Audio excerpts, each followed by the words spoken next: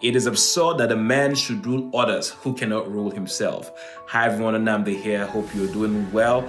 Leadership starts with self-leadership. Before you can lead others, you need to first lead yourself. You need to first build yourself. You need to first groom yourself.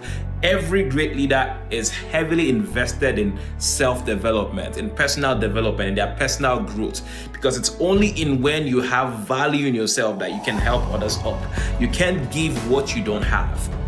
You only draw from the wells that you have been fed from.